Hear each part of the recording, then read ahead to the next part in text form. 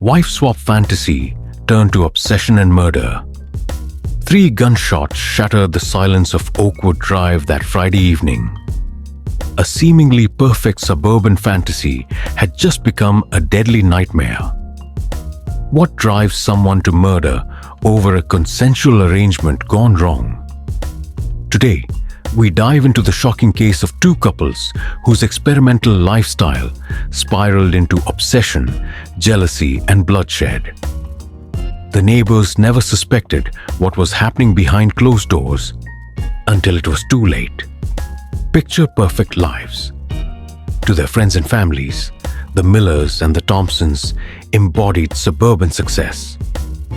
Michael Miller, 36, ran a thriving architecture firm, while his wife, Jennifer, 34, was a respected high school counselor.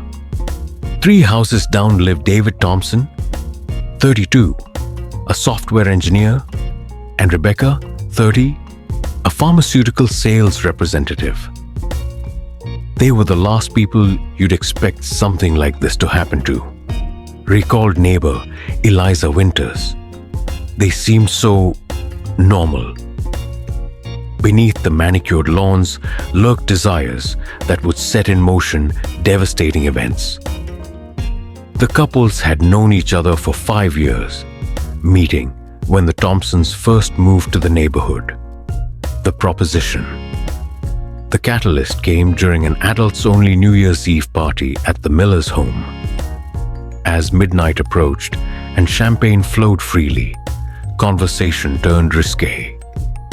What began as provocative banter evolved into serious discussion. Michael, always the risk taker according to friends, proposed something that would forever alter 4 lives. A temporary partner swap. Just once, he supposedly suggested, to start the new year with something exciting. The suggestion hung in the air before David, who had been watching Jennifer throughout the evening, eagerly agreed. Rebecca and Jennifer exchanged uncertain glances, but eventually nodded their consent. They would meet the following weekend at a hotel 30 miles away. What was intended as a one-time experiment quickly developed into regular encounters. Hotel rooms, secret text chains, elaborate alibis for their absences. The 4 created strict rules: emotional detachment, absolute secrecy, and equal participation. For 16 weeks, the arrangement proceeded without incident. Then everything changed. The first cracks. Rebecca noticed it first.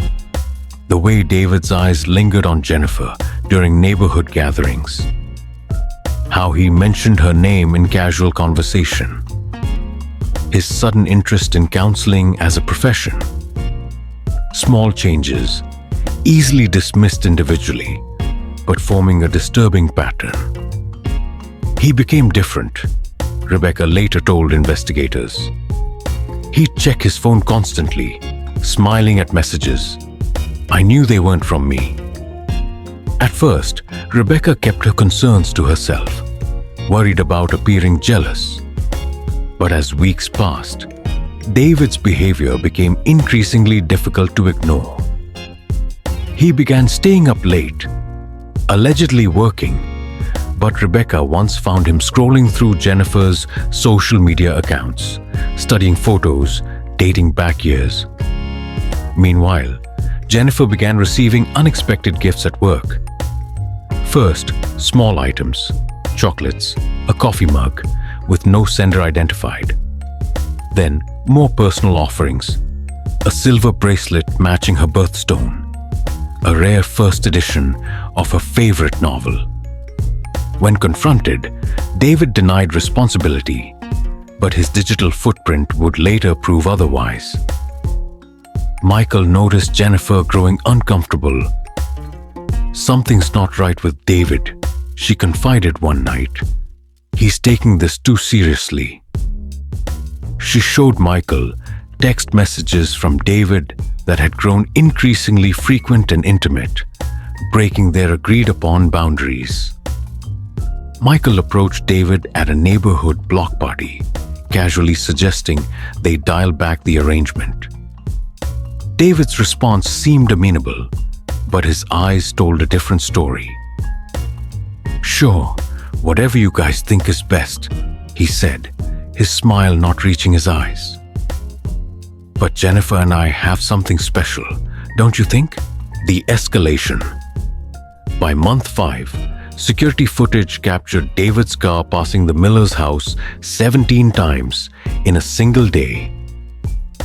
Jennifer found notes on her windshield, poetic at first, then increasingly possessive.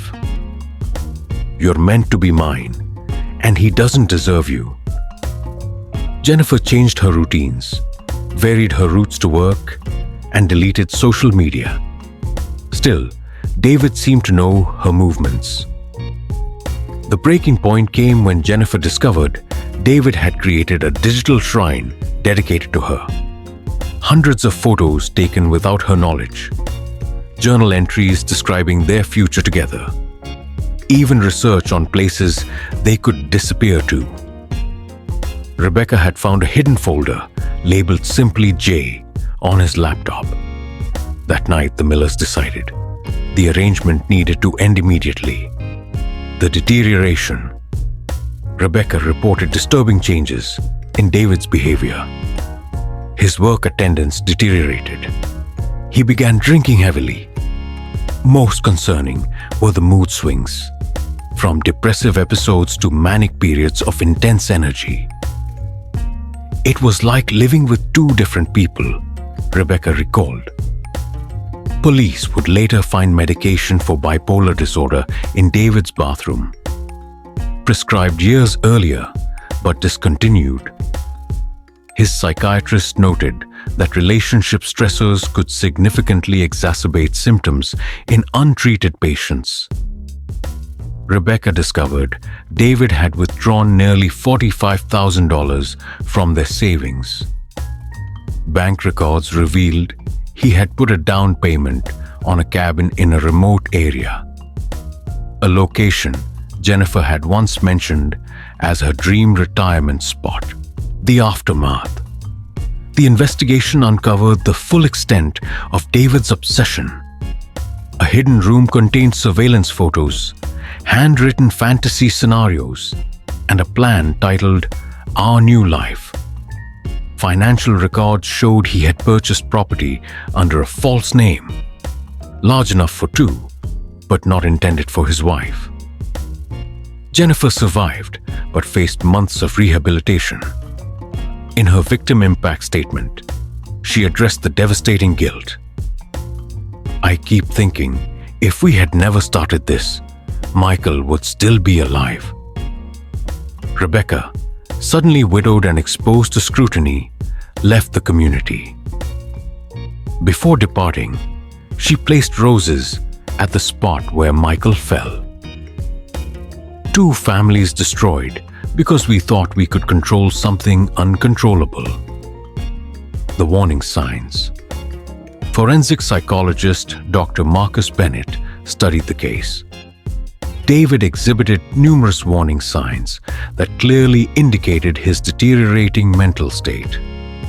These warning signs included excessive communication outside agreed boundaries, surveillance behavior and stalking, escalating gift-giving despite discouragement, creating elaborate fantasies about a shared future, refusal to accept rejection. The most dangerous moment, Dr. Bennett explained, is when the object of obsession attempts to sever contact. That's when fantasy collides with reality, often with violent consequences. The broader implications. The tragedy ignited debate about the psychological risks of non-traditional relationships. While many consensual, non-monogamous arrangements proceed without incident, experts emphasize the importance of clear boundaries and recognition of warning signs. What makes this case disturbing, noted therapist Dr. Amelia Rivers, is how quickly the situation deteriorated once emotional boundaries were crossed. These adults thought they could compartmentalize physical intimacy from emotional attachment. Could this tragedy have been prevented? What subtle warnings did everyone miss? As we reflect on the shattered lives of Oakwood Drive, we must ask ourselves, how well do we really know those closest to us? And when does fantasy become dangerous obsession? Some secrets are deadlier than others.